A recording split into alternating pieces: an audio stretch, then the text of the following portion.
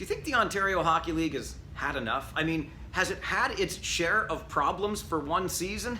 Heck, the problems started even before the season began when the league had to create COVID-19 protocols in preparation for a pandemic season. And then it waits on a slow-moving provincial government here in Ontario to approve those protocols. And finally, you can get on the ice. But once you do that, you can forget about playing with the three US-based teams. Just let them play one another for the first 6 weeks or so of the season because you can't get across the border between Canada and the US.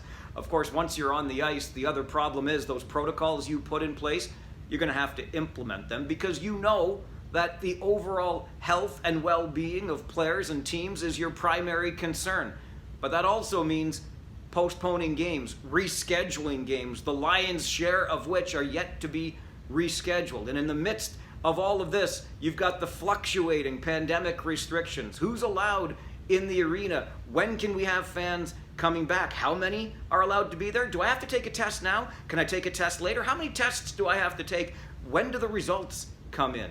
And through all of this, just as we finally start to see a light at the end of the tunnel and the Ontario Hockey League can look at keeping the commitment, good for you OHL, to completing a 68-game season, another problem, and a really big one, suddenly pops up.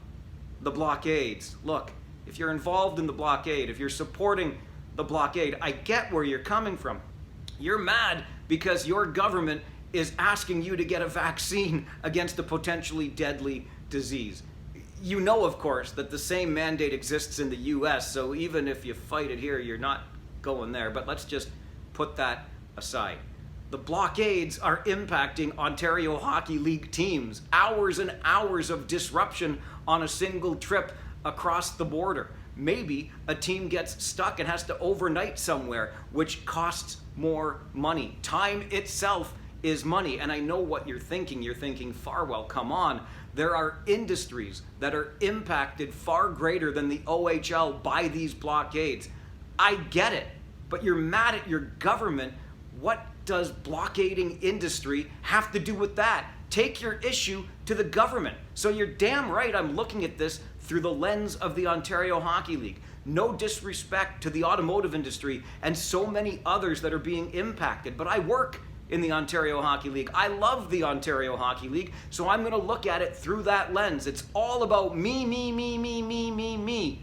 And if that sounds selfish, it is. It's a behavior I learned from the people behind the blockades. I'm Farwell. It's Friday. I'll see you at the rink, if you can make it there.